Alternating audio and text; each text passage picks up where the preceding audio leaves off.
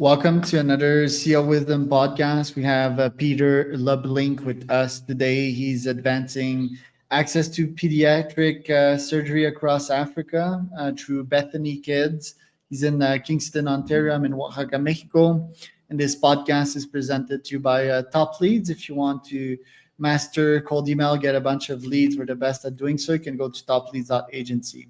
Peter, welcome to the pods. Tell me a bit more about yourself and what you're up to nowadays. Yeah, thanks, man. It's good to be here.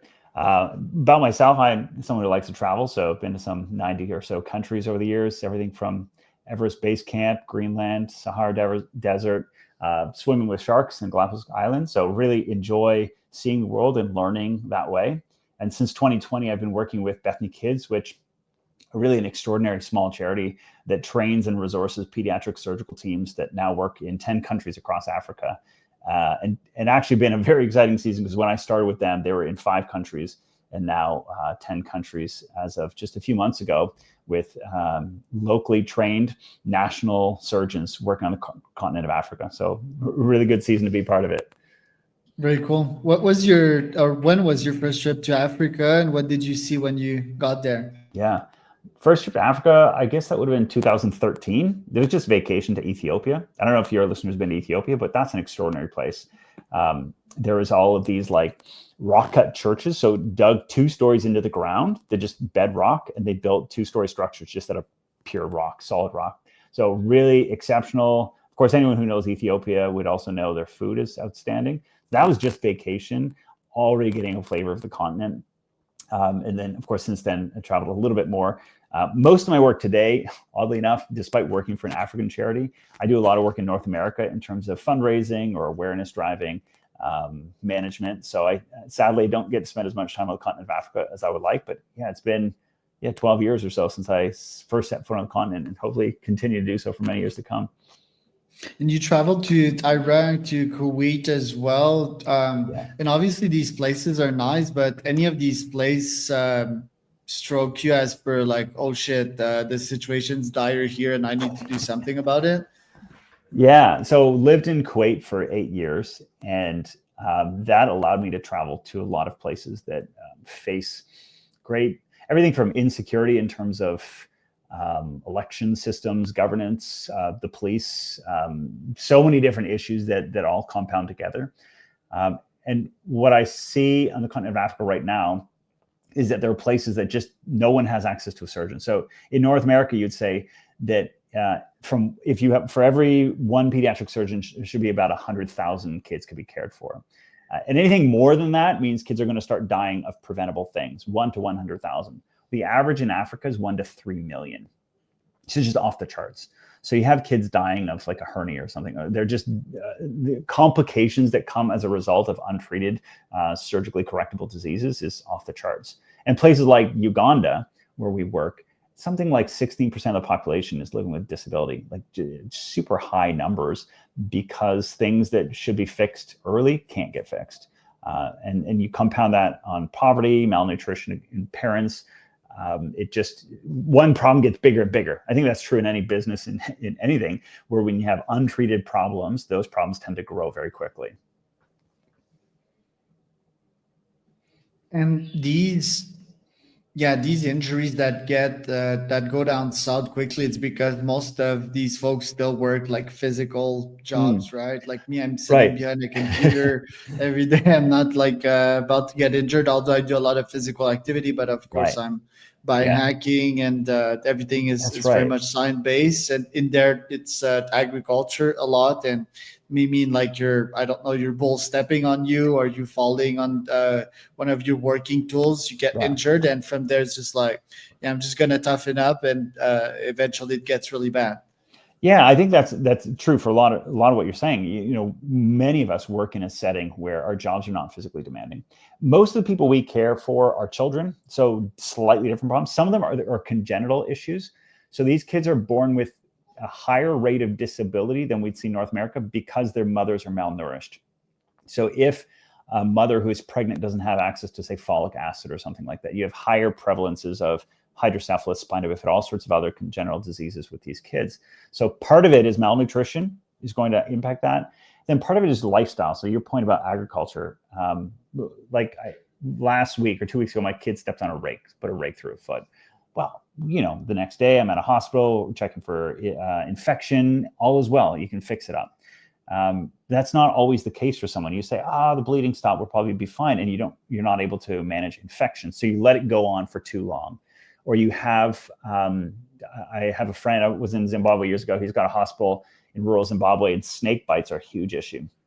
And again, if you don't treat something quickly, then things get worse. There's, not to be too graphic, there's a condition called anal rectal malformation that some of the kids have that we deal with, which is they're born and there's no hole for the butt. There's no way for poop to get out. Well, you can imagine that if you are not able to pass stool, pretty quickly you're going to die, right? If you're born without a hole, it's going to stay inside of you. And this one kid I was thinking about in particular, they had been in 3 hospitals before they got to us. No one noticed this problem. So by the time they got to us, we're talking about like a 7-8-day-old baby.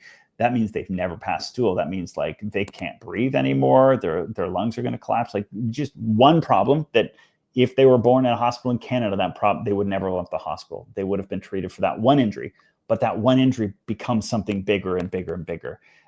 And that's the kind of compounding problems that we often see, beginning with congenital and then like the emergency cases. One more example I can give you, this is out of Sierra Leone. You have a lot of homes that are cooking with an open fire. And so, I have a campfire for fun. I don't know about you, but that's when I have a campfire, is because I feel like having a marshmallow or something. And so my kids are going to stay away from it. But if you're cooking all of your meals on open fire, the odds of a kid falling into the fire, having a pretty serious burn are just much higher. And so we have a pretty high rate of children getting burns in Sierra Leone that we're treating because of the prevalence of an open fire, which is not a bad thing. Cooking over fire is not a bad thing. It just means that you're going to have a higher chance of a kid getting into that fire. So Africa worldwide is still the place in which people are statistically the most worst off. So not necessarily economically. Africa is still is a big continent. So some places like say Burundi or Niger or Liberia are some of the poorest on the planet.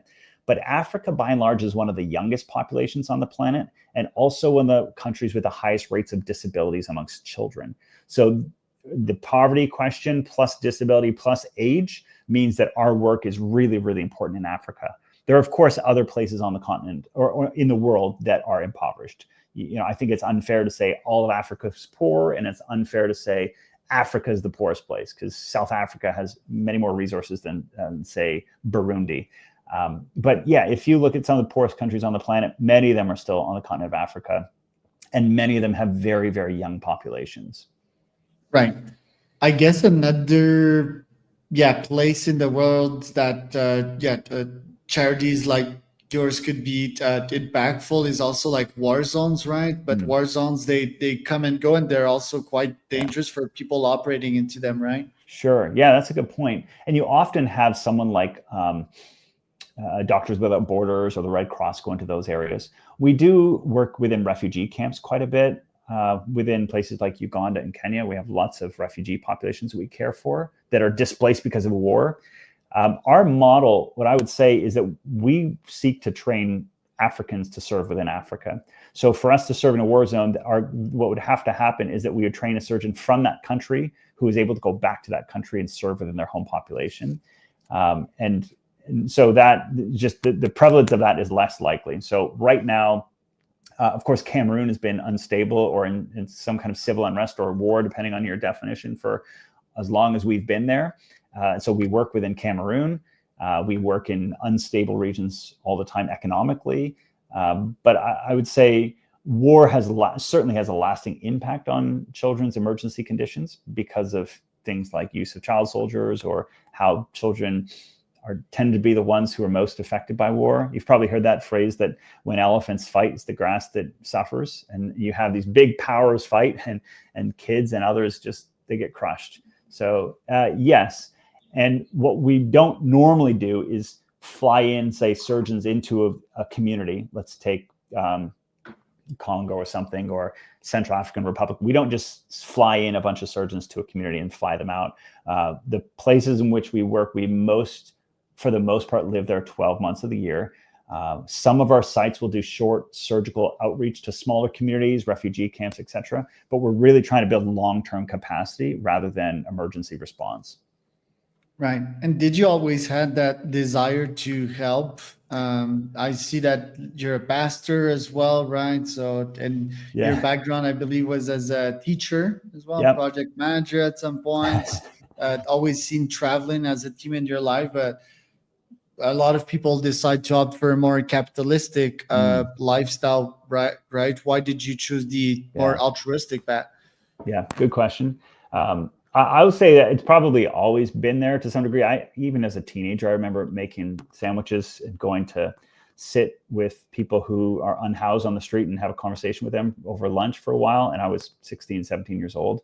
I grew up in Germany, in the prairies of Canada, and in Toronto. So I was in relative privilege, but also I was aware that other people had a ton of stuff that I didn't have, and other people had a lot less. And so trying to figure out my place in this world, I think I was raised in an environment that was, we actually should care about people around us. Love your neighbor. And so I remember at the beginning, somewhere between high school and university, my wife, at the time girlfriend, eventually wife, we went on a trip to sort of a post-Soviet country in Eastern Europe, seeing things get rebuilt through the Salvation Army there. And I think we were really touched at that point to say, I think we should actually commit our lives to helping other people. So as university was coming to an end, we were debating what to do, continue in school, business. I had a small company at the time. And I think we were both committed to say, let's at least give 3 years, towards others. I think of that old American model of finishing high school and joining the military for a couple of years to serve your country. And I think there's something about that model, not necessarily the military, but just a means by which you actually take a moment to serve other people for a season. Even if you end up banking or something after that, I think it reframes the way in which you see your business. It reframes the way in which you structure your life following that. So even as I became a school teacher and worked in other areas that are, I worked in a private school in the Middle East for a long time.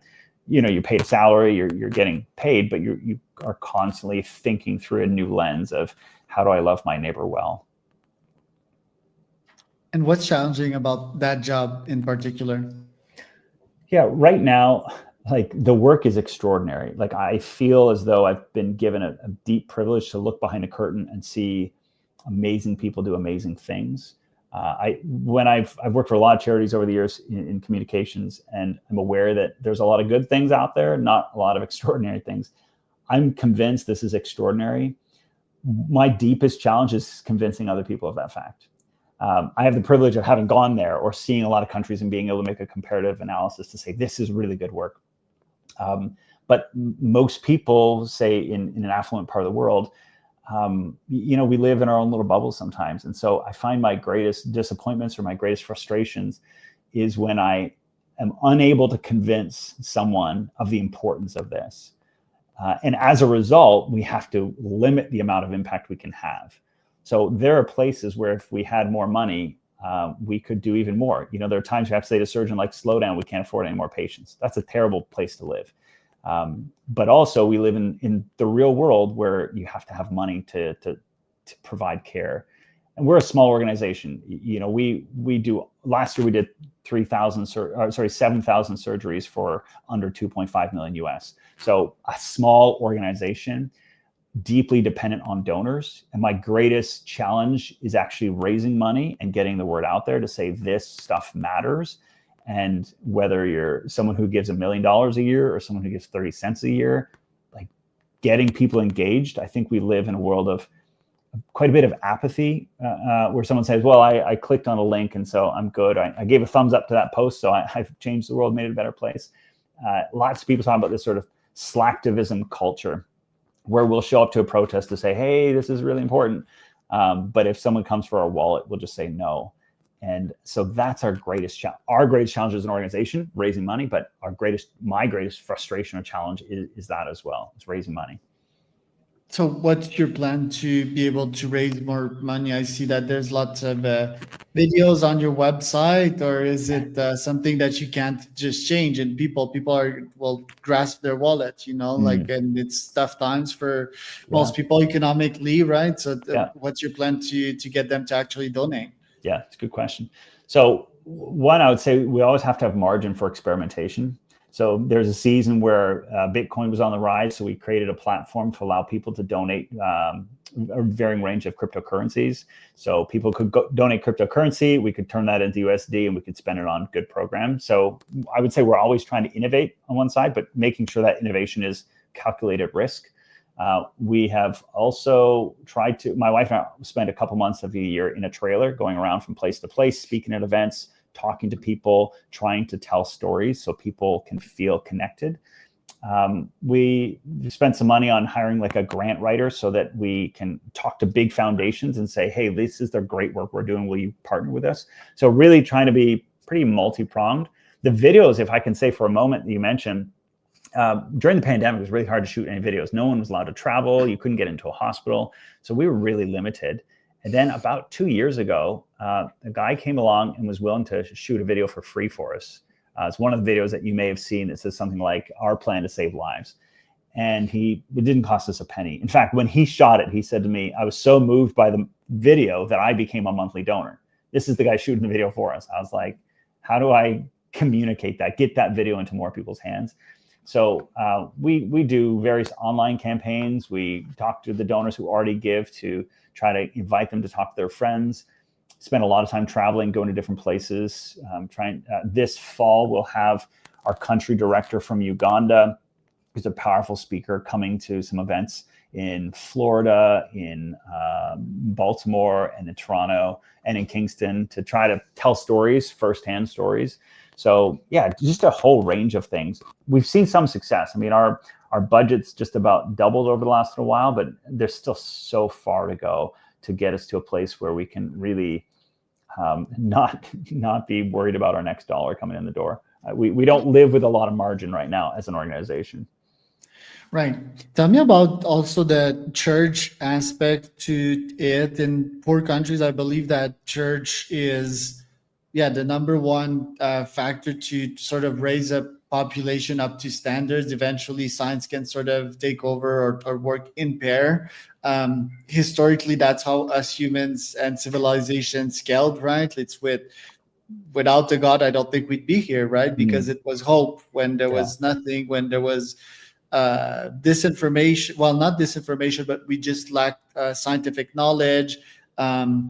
And it was just like a presence that was with us to help us live this very tough life. Some countries are still living this tough life, and a lot of people going through tough moments in their life, whether it's addiction and all that. I believe that church can be a great force of good. In my own humble opinion, I don't think people, once they reach that scale, they should spend too much time there. They should also like factoring science, but that's my opinion. But I do think it's very helpful in these countries, right? Because once they're healed, once they're healthy, life is still very hard, right? And they need sort of some of that presence, that love, and some of these values, that very good values in that the Christian or Catholic or any religious, matter of fact, teach.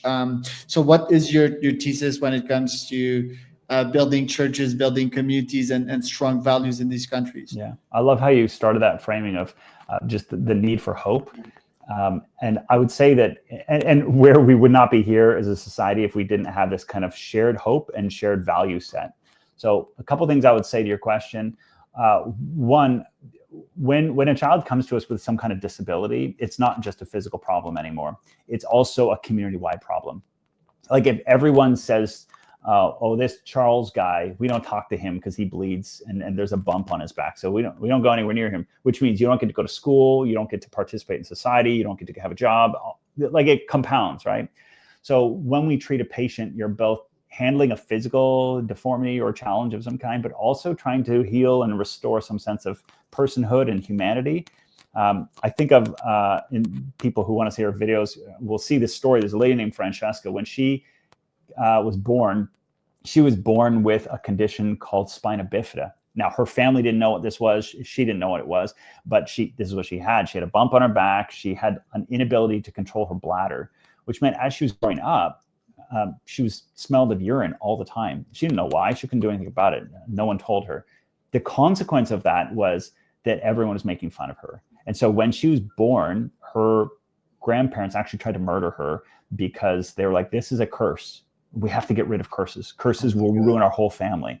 So you imagine this isn't just a physical condition anymore. This is, if you live with the sense of I am a curse, that messes you up for the rest of life, right? So by the time she's a teenager, she's been perpetually socially excluded. She comes to know Bethany Kids, and not only does she discover the word spina bifida and get to know a sense of how we can help, but also she's told by those surgeons that she's not a curse, but she's made in God's image. You imagine how that totally shifts the way you think. So there's the hope that you talked about at the outside of your question, and there's also this sense of self-identity. What is our self-perception? And there's this famous story of Jesus in this interaction with a woman as well, who had been bleeding for 12 years. And as a consequence, the entire community would have isolated her. No one would have given her a hug, shared a meal, any of that stuff. So she comes to Jesus. It says immediately the bleeding stopped.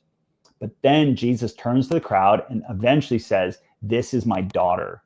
No one else would have claimed her as daughter. No one else would have seen her as family. No one else would have seen her as any kind of value. And Jesus says, you are my daughter. That, I think, is transformative for our patients. When they come to us, they don't just have some kind of physical burden lifted, but hopefully we're trying to restore their sense of self-identity, that you matter, you have worth. And then you try to work within the community. And you're right to say in a lot of these places, the church is a powerful community, a powerful cultural influence. And so we will speak in churches and work in churches to fight for the rights of kids with disabilities, to say these kids matter and you need to accept them in your circles, that you need to fight on their behalf. And so it's often many churches where we will set up like wheelchair clinics and people will come and get wheelchairs for the first time. And so it also, the other thing I'd say, so it's good for the patient and it allows us to communicate very quickly. The other thing is that it is transformative for our staff as well. Our staff see themselves as some kind of missionaries on this deep, profound, important mission, which means that they work so sacrificially.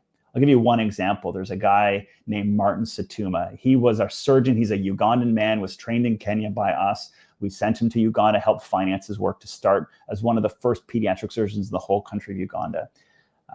Sadly, 3 years ago, he passed away in his 40s of cancer. So a profoundly devastating moment. As we started, we knew he was a great guy. Like we knew that when he was alive.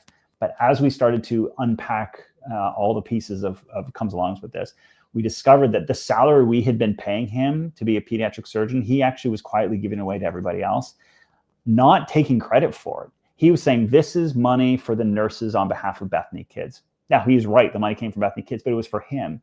Those are the kinds of people that make this work possible. So our team of people are so deeply motivated. They live these sacrificial lives so that kids like that Francesca I started with can actually live. Actually, Francesca is now part of our team. She's staff as well now, where you get these full circle moments of people living with willingly sacrificing of themselves so that other people can live and thrive. So yeah, I would speak to that. And some people sometimes are into nonprofits not for the good reasons, and yet, like you said, missionary, like the church historically has been sort of on the colonialism side, right? So how do you make sure to keep yourself in balance here? Because I guess it's a sort of silly question, because on the ground you're sort of seeing the immediate impact and the immediate need, but how do you keep that ego of yours in check, sort of? No, that's good. I think we have donors who are profound atheists and we have donors who are passionate Christians. And I think for the Christian, I think they would rightfully say that this is the work of God and that we should be doing, that we have been given much, and so we should share much. And I think the atheist or the very pragmatic humanist would simply say, this is a great ROI. You know, if I say to myself, every life matters, or if I say to myself, I want the world to be a better place. Now, if I spend that much money here in Canada, as you know, it doesn't go very far. Earlier this year, I was thinking about a story where we built a huge expansion on a hospital in Uganda, and it cost us something like 25,000 US.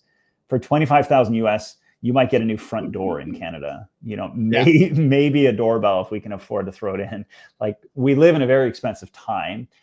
And so if you're thinking, man, I want $100 to really transform a life, the ROI of investing in places with so little resources is incredible, particularly when we're honoring the human resources of those places. So it's not a guy who looks like myself or you who's going to Africa and doing the surgery. Of the 100 or so people who work for Bethany Kids, very few of them are North American, and very few of them have my complexion.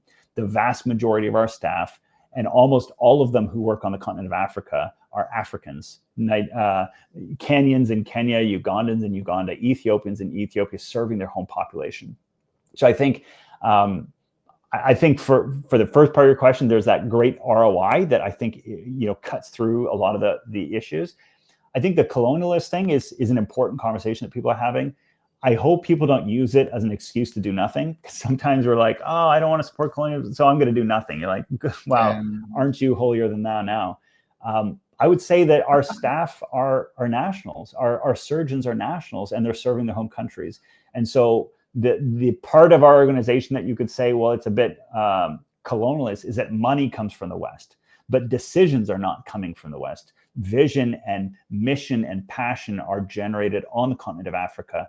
And then in North America, we try to fund it. Very cool. Peter, thanks for being on. Very touching, very inspiring what you're doing. Where can people find out more about you? Yeah. So we have a website, BethanyKids.org. That's a great place to start. You can find us on YouTube. If you look up Bethany Kids Africa, LinkedIn, you'll find Bethany Kids. They're growing. There's Bethany Kids Kenya, Bethany Kids Ethiopia. You can find all of our work and get a good insight into what we're doing. Instagram is Bethany Kids. You'll find the Kenyan versions and the Ethiopians, as each of these national teams are taking control of even their own storytelling online. That was Peter and Charles for another CEO Wisdom podcast.